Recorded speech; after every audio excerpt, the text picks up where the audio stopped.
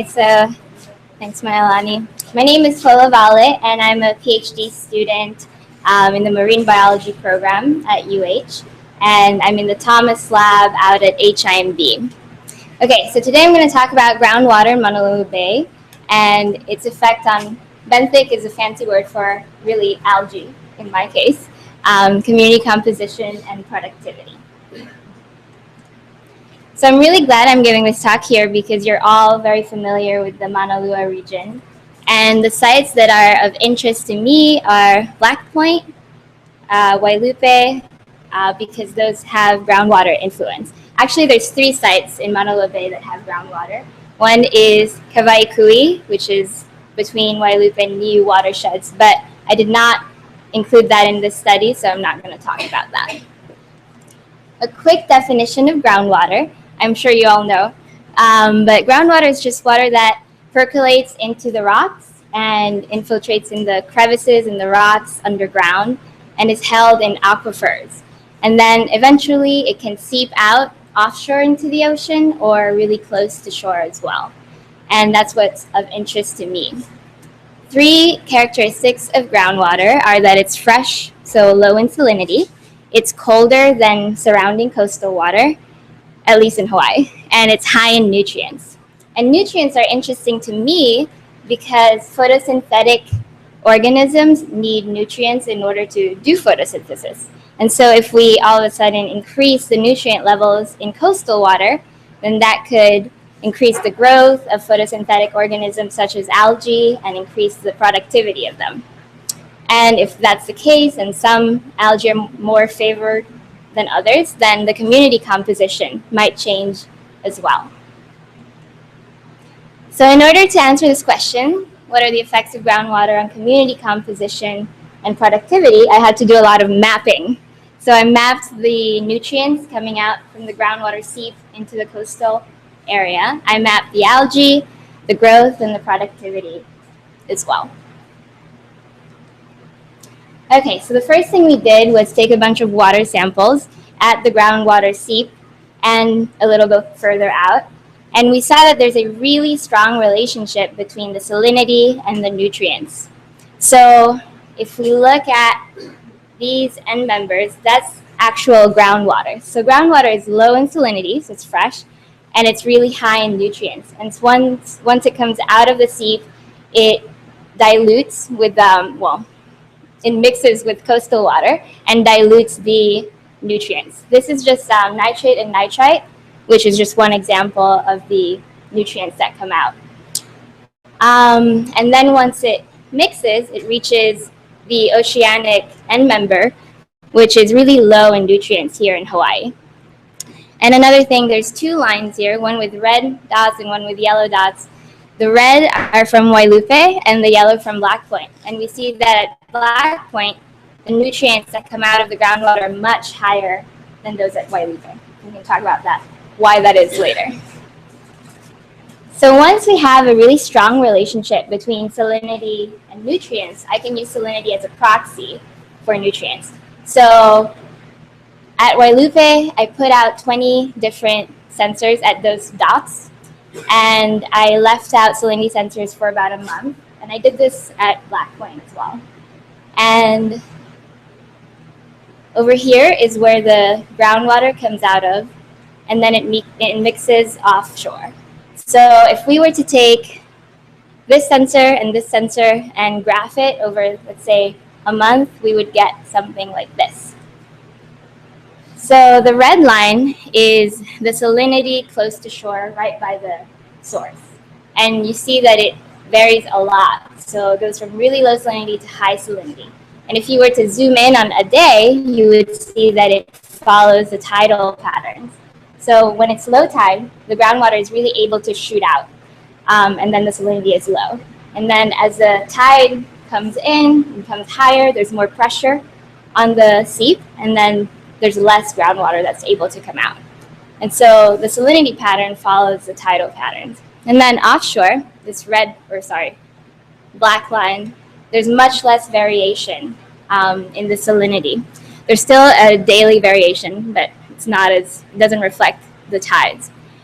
And this means that close to shore, the algae is experiencing a much vaster range of salinity and nutrients, and offshore, it's not as much. Okay, so to map the algae, I drew a grid of both of the sites, and I picked 36 random points. And I used quadrats to look at the percent cover of the major species, and what the species were, took the height, and then I actually collected the algae and measured it out to find the biomass. And if we plot these percent covers by species, we can see that there's a distribution that's specific by species. So Acanthophyra is that spiny algae, you know, the one that, well, it's very common here. And it's kind of found everywhere at Wailupe. So these are pictures of Wailupe. And then Gracilaria salicornia, that's Gurla ogo, is found closer to shore. And Halimeda is found offshore mostly.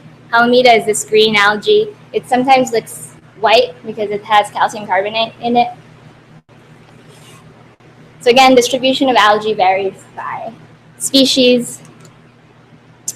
Okay, then in order to map the algal growth and herbivory, we did an experiment out in the field, and say this is the shoreline, this is where the groundwater comes out of, and then it mixes as it goes offshore. So these zones represent fractions of groundwater. So the spring zone has a lot of groundwater, and the ambient zone not as much.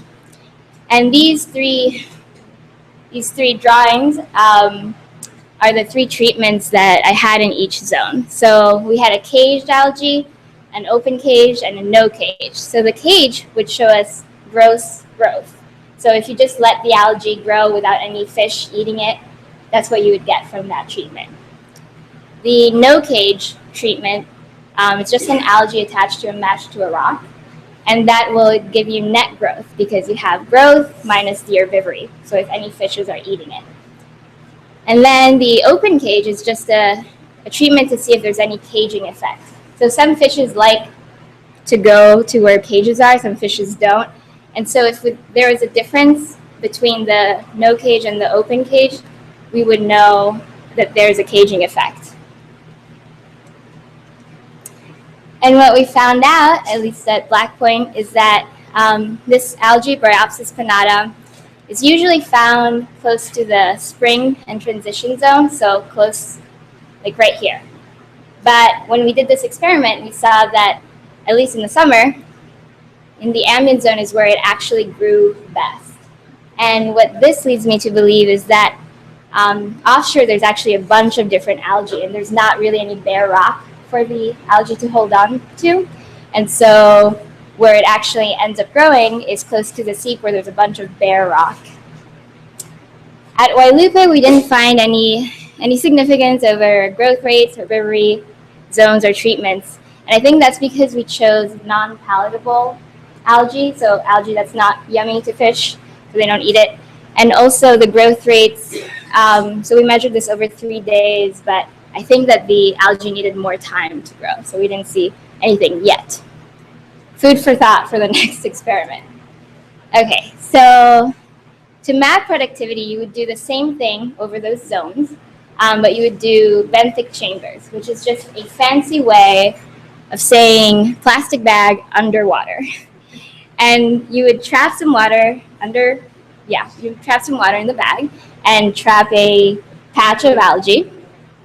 And then you would inject it with a naturally occurring isotope, C13 in this case. And then if I take samples at the beginning and at the end, I can track how much carbon's been taken in by the algae over time. And that gives me, I can calculate a photosynthetic rate of productivity. So I'm still in the process of doing that. Okay, so far we've learned that there's algae. The algae shows spatial patterns in groundwater, in areas with groundwater. And I'm really curious to see what my new data will say about areas that don't have groundwater but are similar, have similar algae in it. Are the spatial patterns the same or not? We also know that groundwater creates large gradients in salinity, temperature, and nutrients. And so we would expect that these create favorable chemical environments for a certain algae. And then we found out that doing experiments in the field is really hard because there's so many things that affect growth and productivity, and it's really hard to control any of them out in the field. But that's science. All right, so for the future, hopefully my third chapter of my dissertation, I'd like to look at land factors associated with the high nutrients. So why are the high nutrients in the water, in the groundwater? So for example, highways and roads have a lot of ammonia on the pavement because of cars that go over there. And so when there's a storm event, all of that gets washed into whatever body of water is closest. And so, for example, Wailupa is really close to the freeway. And so could that have an effect on the high nutrient concentrations there? And also, septics versus sewers. So there's a lot of research going on about how septics might be leaking, and that might be increasing the nutrients in the water, groundwater or surface water, coastal water as well. So there's a nutrient load into the coastal area and algal composition as in Maunalua Bay. So Maunalua is interesting because it has not only a gradient of groundwater, it has a gradient of surface water as well. So streams, there's 4 streams in the bay. And when it rains a lot, those streams that has sediments and nutrients. And so if we go right after a rain event, and if I can survey the whole bay for groundwater and surface nutrients, and if I can survey all, see if there's any overall patterns with the algal composition and diversity that's associated with the groundwater, the surface water, and the neither areas of Maunalua. Okay, so why is this important at all? Why is it interesting to me? Because we happen to live in a place where we're really lucky to have great, and we want to maintain them, right? Coral algae balance is really important here. Community-based efforts, so like nonprofit organizations like Malama Maunalua, who work really hard in taking away the invasive algae. If they knew where the algae is growing more and why, perhaps they can make better decisions on where to concentrate their efforts. And land use decisions, if we know where the nutrients are coming from, then perhaps we can make better decisions about how to mitigate that. So, you know, on a household to household basis, like should we fertilize our lawn? How often? Should we have a sewer system, or should we have a septic system? Things like that. Yeah. And finally, I just want to thank Sea Grant for granting me money and for you guys for listening, and all my committee members and my interns and colleagues who have helped me out so much. Thank you.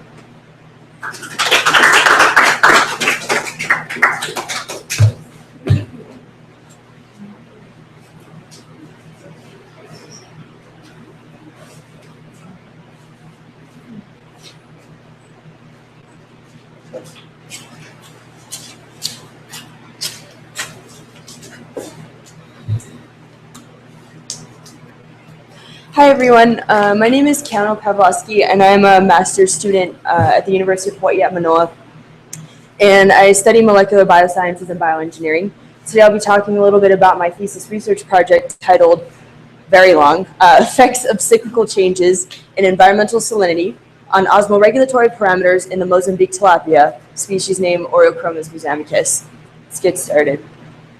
So I'd like to open this talk with a discussion, or just to tell you a little bit about a concept that's fundamental to my research, and that's osmoregulation. Essentially, this is the process of maintaining internal salt and water balance within an organism, and for many vertebrates, doing so is critical to life. And the reason it being is that proteins and other macromolecules that make up vital structures in your body, or that are responsible for,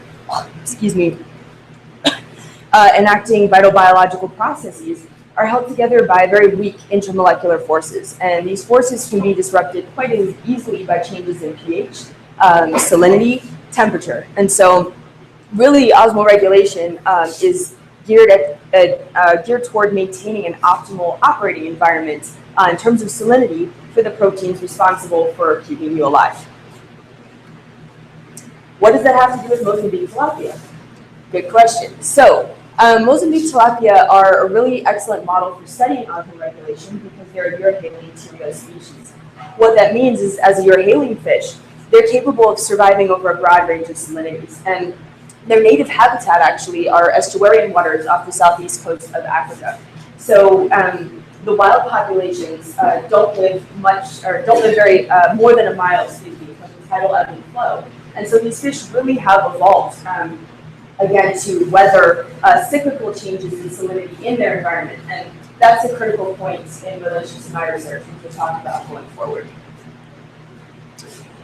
So to give you an idea of truly how remarkable these fish are with regard to osmoregulation, take a look at this diagram. So I mentioned it's mostly tilapia, Euryhaline species, capable of surviving over a broad range of salinities. Contrast that with schemahaline species like zebrafish, which is a freshwater species, or pufferfish, which is a seawater species. These fish maintain this measurement. So I should back up a little. Plasma osmolality, it's a measurement we use to describe how much of a solute is dissolved in the plasma of an organism. So a lower plasma osmolality number corresponds to lower quantity of solutes in the blood, and a higher plasma osmolality number corresponds to greater quantity of solutes dissolved in the blood. And so when you take a look again at the schemahaline species, they're maintaining this plasma osmolality measurement within a pretty tight parameter that's characteristic of their freshwater seawater flow. Compare this to Mozambique tilapia. So studies have shown that these fish, when you're in freshwater or seawater exclusively, they also maintain plasma osmolality within, again, a tight characteristic parameter that corresponds to these environments. However, this arrow shows you the broad range of departures that this, from those osmotic ranges that this fish can survive in. And that's what makes it so remarkable in terms of osmoregulation, is the fact that in spite of really broad swings to very concentrated plasma, very saline plasma versus swings toward more dilute plasma, these fish are able to rein in that parameter and get back to a livable, sustainable internal range. To further drive this point home, check out Trainees. We maintain our plasma osmolality within an even smaller range than these schemahaline species. For us, a departure from this physiological range of even 5 or 10% results in illness, coma. So this really, I mean, these fish are beasts, really, if you want to kind of common vernacular way of saying it. So how are these surviving over this broad range of plasma osmolalities and salinities? Good question. There are two kind of main themes. So in a freshwater environment, these fish are in an environment that's hypoosmotic to their internal conditions. That means it's relatively dilute relative to the inside of their body. So the natural tendency there would be for the fish to lose ions from their more concentrated internal milieu and take up water from the environment. However, they need to counteract that to maintain their internal parameters. So they undergo a process called osmoregulation, which is characterized by uptake of ions from the environment via gill and other tissues, and release of dilute urine in order to, again, maintain this internal plasma osmolality. Conversely, fish in seawater are in a hyperosmotic environment. That means that it's more concentrated relative to their internal fluids. So the tendency there would be for the fish to take on ions from the environment and losing water to the environment. In order to counteract that, the fish undergo hypoosmoregulation. Again, instead actively extruding ions to the environment and releasing a urine that is more concentrated than what we would release in a freshwater environment. Again, working toward counteracting a natural flow of ions in which is very again to maintain those osmolality factors. How are they doing this? Okay, there are a lot of factors that are that affect and participate in osmoregulation. But today I'm going to focus on ionocytes. These are specialized cells that reside in the gill, and they are there are two main types. There's a freshwater ionocyte and a seawater ionocyte, and they're differentiable based on the localization and distribution of these transport proteins, cell membrane proteins that are responsible for pulling ions into or pushing them out of the cell. And so a freshwater ionocyte then, again, because in order to maintain internal conditions, the fish has to take on ions. These freshwater ionocytes are geared toward ion uptake, whereas a seawater ionocyte is geared toward ion extrusion, again against a natural tendency and flow of ions in water in relation to those environments. I'll show you these real quick. So there's a technique called immunohistochemistry, and I'll show you this data because we'll look at some similar diagrams going forward. But immunohistochemistry allows the scientists to fluorescently label proteins within the cell. And so that allows you to see localization again and abundance also of proteins. And so here, I just want to show you that a freshwater and a seawater ionocyte are visually differentiable by a fluorescence technique. And again, shows you that they're specialized for their purposes. There are a very important player in osmoregulation is the neuroendocrine system. So that involves hormones and signaling. And while there are a number of hormones that do act in this process, I'm going to focus on prolactin today. It's invertebrates responsible for a number of different biological processes. But in most of the tilapia and other urologists of this, prolactin is critical in freshwater adaptation or hyperosmoregulation. And so the main takeaway is just when the fish goes into a hypoosmotic or freshwater environment, prolactin levels rise.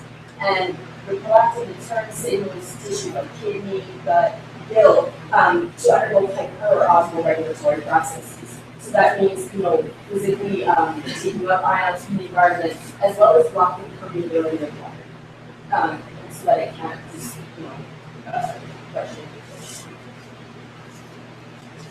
So I've already established that Mozambique tilapia is a European teleos, is native to tidal areas.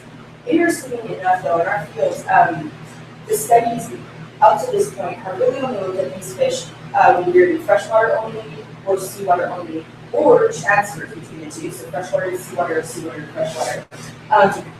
And very little is known about how these fish regulate or any of the effects really of activating them to a cyclically changing environment, similar to a tidal environment. As luck would have it, in our lab, we recently developed a tidal paradigm for rearing these fish. And so essentially the way it works is the fish are maintained in one tank, or in a single tank, and then the water flow into the tanks switches from freshwater to seawater every 6 hours. And so what that yields is a 6 hour phases where you have this tidal freshwater cycle, which switches over to seawater in 6 hours, and then back to freshwater in the subsequent 6 hours. So you're on a 6 hour TF-TS cycle. And just remember, TF is the freshwater phase, TS is the seawater phase. I'll be talking about that in subsequent slides.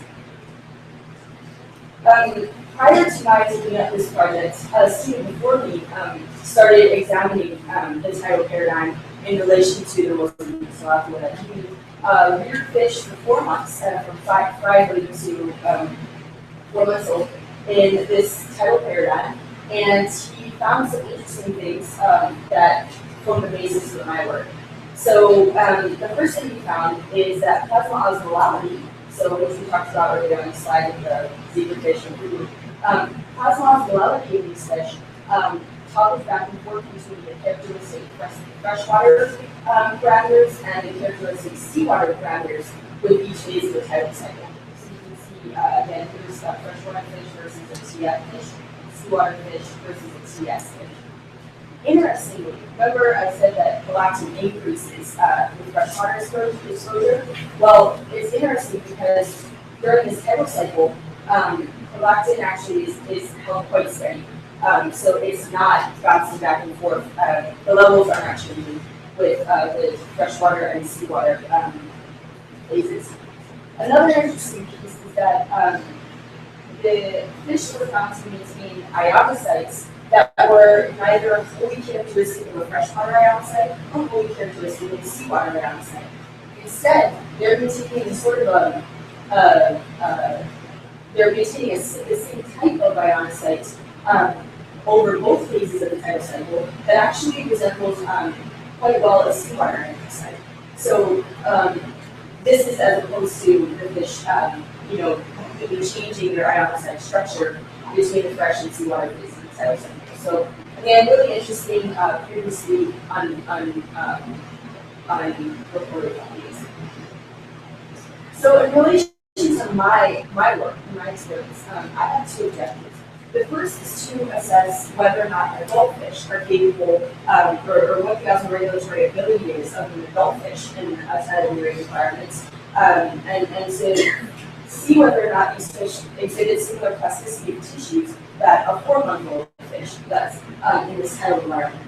The second thing I'd like to explore is to gain greater insight to what the types of physiological changes and hormonal changes that the fish undergo throughout the tidal cycle, not just at the end of the freshwater phase or the end of the seawater phase. So for my first experiment then, in relation to my first objective, I set up a 2-part experiment, and the first was to identify a baseline for adult fish that have been reared in a tidal environment, just to understand their osmoregulatory parameters, hormonal parameters. And then to take fish that have been reared for their entire lives in freshwater or seawater and transfer them to a tidal environment to get a sense of how they're adapting to that tidal environment. And also to see how after transfer it compares to those original adults I looked at that have been in tidal for the last. The second experiment was a 24-hour sampling experiment. And again, this was geared toward collecting hormonal and osmoregulatory parameters throughout the tidal cycle. So the beginning, middle, and ends of each the seawater and freshwater phases of the cycle.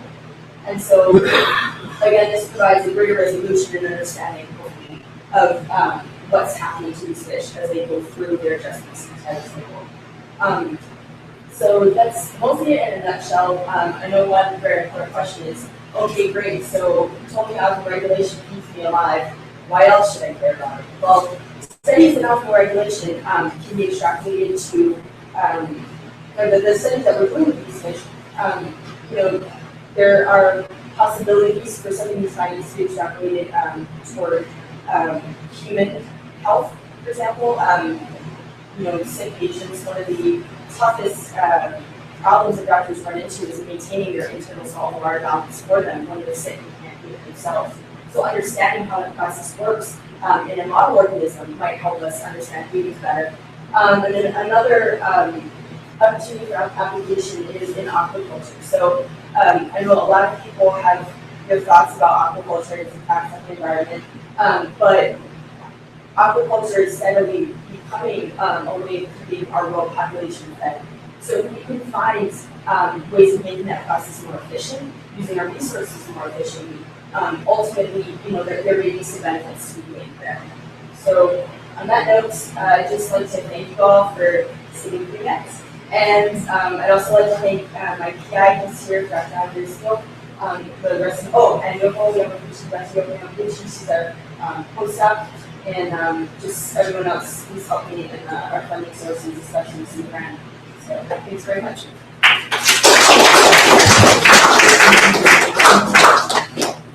Hey, do you guys have any questions for our speakers today? You can ask them to come up and address any questions that you may have. Can you guys put that up? Sorry, you have 7. Yeah. So I've got a question for you.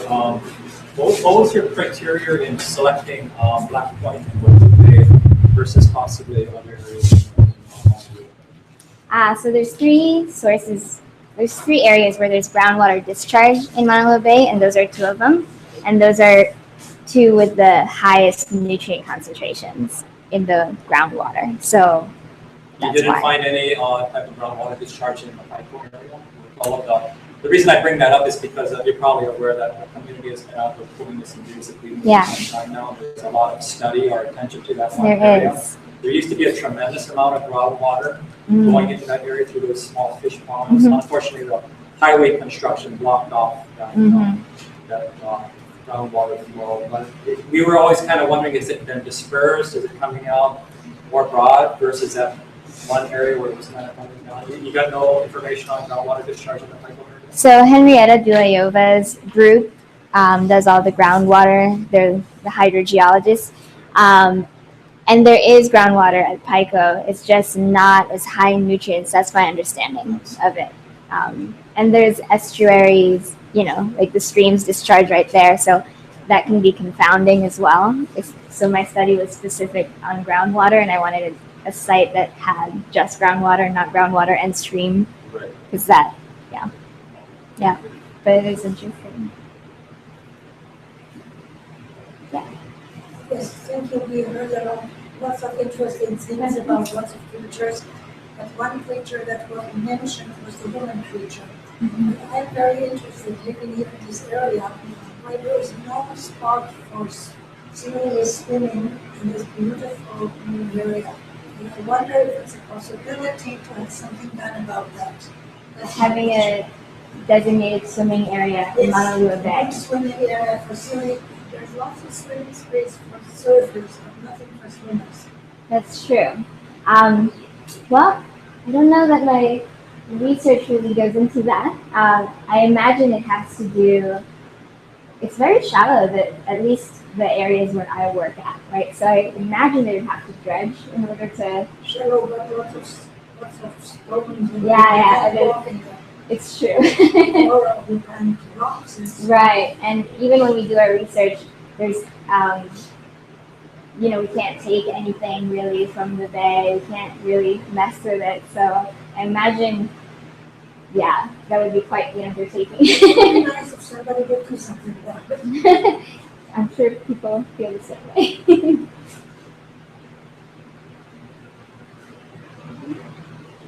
You're using nitrates and nitrates as your marker. Not only. So Not only? Yeah, we do all the inorganic and organics. Okay. Yeah, I just wanted to show one graph because if not, we'd be here all day. Yeah. But don't you think maybe in a uninhabited or less inhabited area you have in the background? So development definitely has an impact on the nutrients. And that's really what I'm interested in now for my future studies, seeing how that is really impacting the nutrient levels, because Honolulu has a gradient of urbanization as well. Super cool. To go, yes. I don't know what it used to look like. Versus the surface runoff.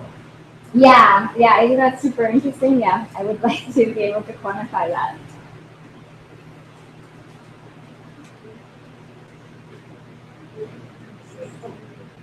In terms of micronutrients, what do you find usually? Oh, do you mean like iron, things like that? I don't do that kind of that So chemistry. you really only look to macronutrients. Yeah, macronutrients. Yeah. Mm-hmm.